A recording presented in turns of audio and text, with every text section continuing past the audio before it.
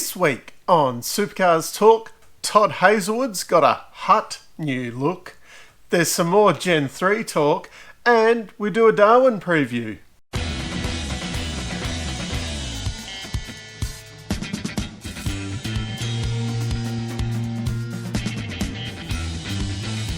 The big news this week, something that only a couple of months ago you would have laughed at and would have said was impossible. Peter Adderton has pulled it off. Greg Murphy and Richie Stanaway will be starting the great race at Bathurst this year in an Erebus boost-backed Commodore. Yeah, it's exciting. The only stumbling block at the moment is that Greg Murphy has not got a super license to drive a supercar. Can't see that being too much of an issue. A bit different to the Richie Hearn situation last year. Yeah, Supercars want Murphy there because he's a big name, and it's going to be interesting to see which of the old timers does a better job, Murphy or Ingle, and in the equipment that they've got.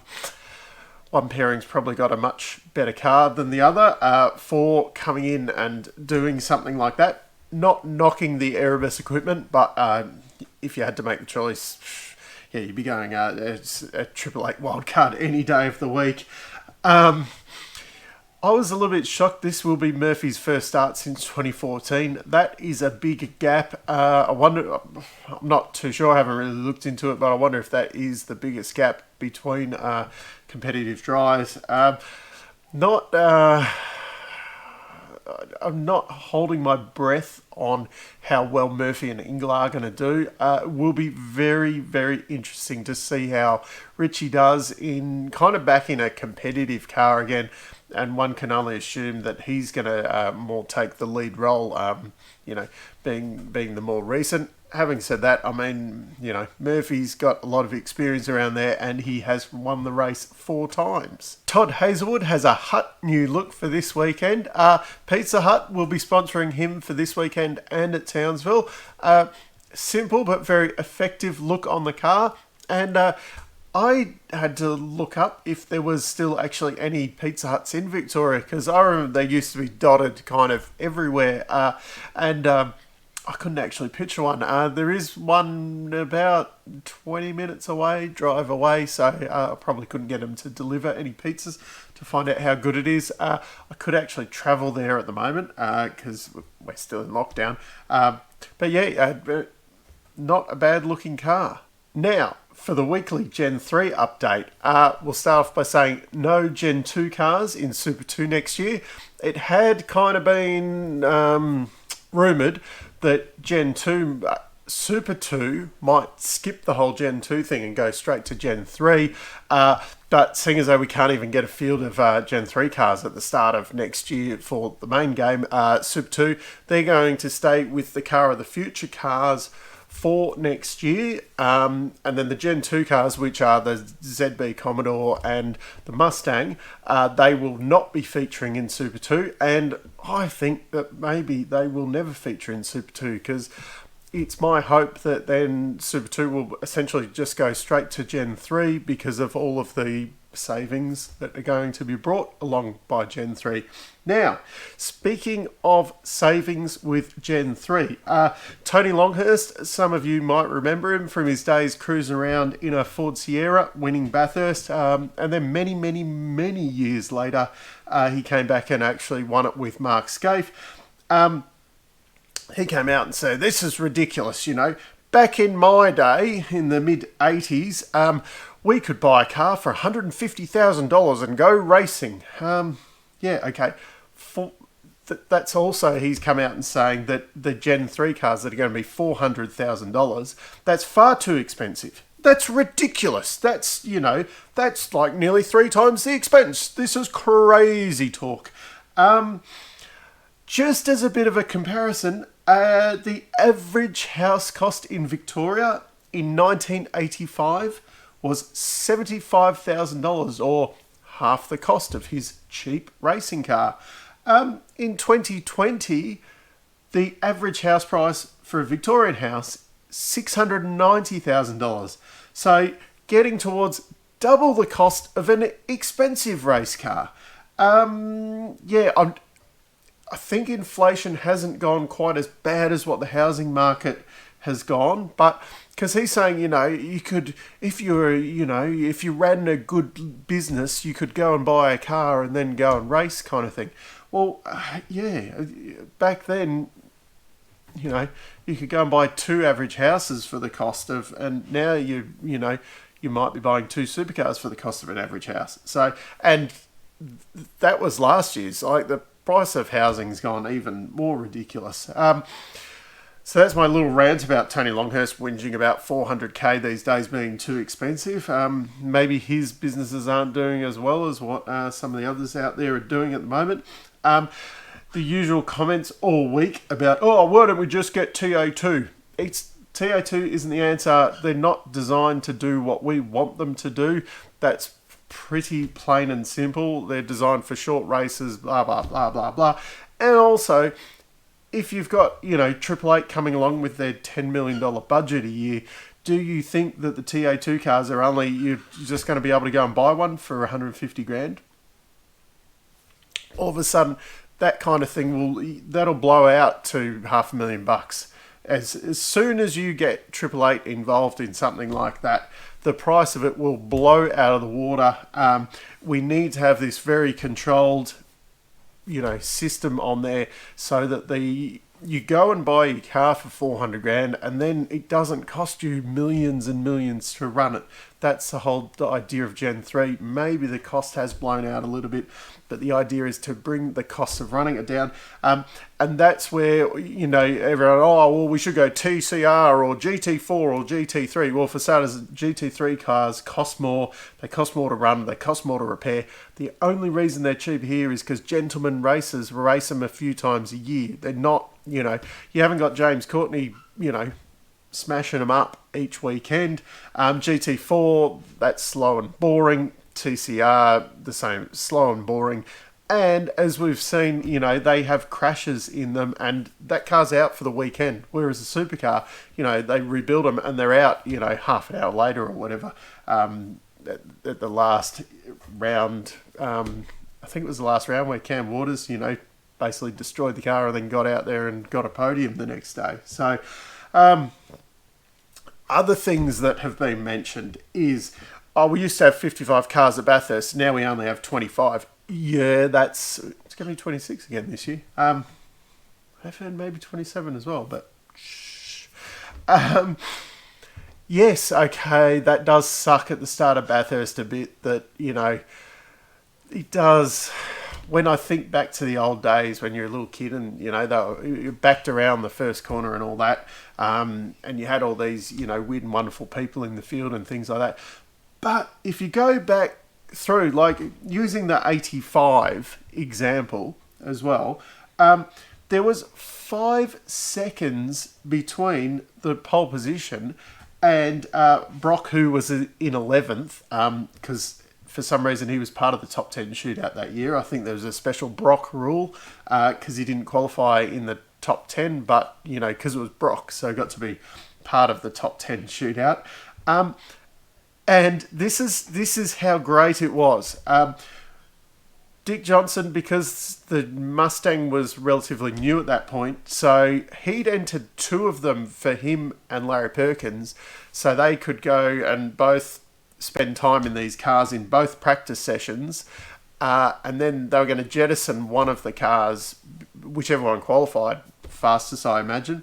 They would jettison the other one, and then they would just race the fastest one that was starting highest up in the grid. Both of those Mustangs were in the shootout. So Johnson qualified one, Perkins qualified the other one, and they jettisoned the slower one of the 2. Can you imagine that these days? Like Triple Eight rocks up with a car for Shane Van Gisbergen. Well, they'd rock up with 4 cars in this situation. So you'd have a Shane Van Gisbergen car, a Jamie Whincup car, a Garth Tander car, and a Craig Lowndes car go around, and they'd have 4 cars in the top 10 kind of thing. And then they'd just go, bugger those 2 off, or we'll just all jump in these good ones kind of thing. it was just a different time.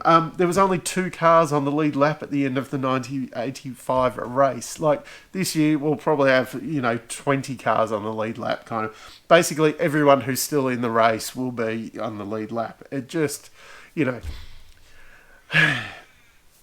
Anyway, enough of that rant. A little bit more of a rant, though. Speed Cafe had a poll, one of their classic polls, where, they really word it correctly. This is probably actually one of the better ones. So it was, what should we do? When should Gen 3 be introduced? The options were wait until the start of 23, kick it off at the start of 22, or, the mid-22 introduction that looks like is what's going to happen at the moment. 58% of people said, no, we should wait until the start of 23. 25% want it to kick off at the start of 22, which seems somewhat impossible now. And only 17% agreed with, doing what they're going to do now. So to the 58% of you who want it to wait until the start of 2023, that's 12 more months of this aero formula that we've got now where guys can't pass. Costs are skyrocketing. Well, they're not really skyrocketing at the moment because, everyone's waiting for Gen 3 to come in. But yeah, let's have 12 more months of the same things that everyone's complaining about now. No. Let's get Gen 3 happening as soon as possible so we can have the better racing that Gen 3's supposed to promise. Now, after all that Gen 3 ranting, there is some racing this weekend. The Darwin Triple Crown, or whatever they call it now. 3 races, so I suppose that might be the Triple Crown part of it. We won't have Crompton this weekend. He's still recovering from his operation. Apparently all is well, but, a bit more time to recover. Tanda and Chad Nalon will be stepping up to commentate with everyone's favourite Triple Eight fan, Mark Scaife. Ambrose is going to be there as well, reporting in the pit lane like he was doing in Tasmania. And don't stress, everyone, just because Mark Larkham wasn't announced in the thing, he will still be there. It's just that his job will be the same as normal. Jess Yates will be doing the, whatever it's called, with Scafie, presenting. And Beretta, if you're on Channel 7. I still don't know why they do a different feed for Channel 7 as what they do for Fox. Everything else is the same except for the presenting part. Maybe Channel 7 fans don't like having a woman in the, I did see some people still complaining about Jess Yates in the comments. Like, can't we get past, Rihanna should be part of the commentary team. Yeah, we got Charlie instead, but I think Rihanna still did a better job. Charlie hasn't done too bad, but yeah. Anyway, over the weekend, Friday, 2 practice sessions. Saturday, that super long, boring qualifying, 1:38 lap race. Sunday, 2 10-minute qualifying sessions. And 2 38 lap races, pretty much what we're used to now in these sprint rounds. As for form, last year we had 2 weekends up in Darwin. Safe to say, Scott McLaughlin did the best over the 6 races. He was on the podium 5 times over the 6 races. He won 4 of the races. Jamie Whincup and Anton De Pasquale were the other winners. So the second weekend there, Scott McLaughlin won all 3 races. Jamie was the next best, and Scott Pye, both of them got 3 podiums. And then Anton, as I mentioned, he had the win, which was his only podium over the weekend. Courtney, Fabian Coulthard, Nick Percat and Cam Waters all had 1, and Shane Van Gisbergen had 2 podiums over the weekend. So safe to say, if we're going off past Triple Eight walkover, and this is a track. Shane hasn't, off memory, he's never had the best run kind of here. So this could be a weekend that Jamie, claws a bit back on him. Because Jamie's had pretty reasonable results here over the years. And, if you kind of take Scotty away from it last year, Jamie's results would have looked a lot better. So yeah. I'm hoping, though, that Mostert, Cam Waters, someone like that gets up. Maybe our new Pizza Hut friend. Get a new sponsor up there in the front. Scott Pye as well did quite well over the 3 races. So, come on. Someone other than Triple Eight have some wins, which we have actually seen over the last couple of rounds, which has been good. We like to mix it up a little bit because it is a little bit stale with this aero formula that people, we're quite happy seeing, the used car parking lot of Commodores, kind of continuing apparently forever. But I've ranted about that enough this week.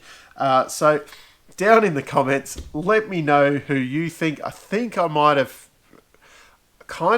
actually picked Jamie Whincup for the wins over the weekend. It kind of makes me shiver inside that I picked Whincup.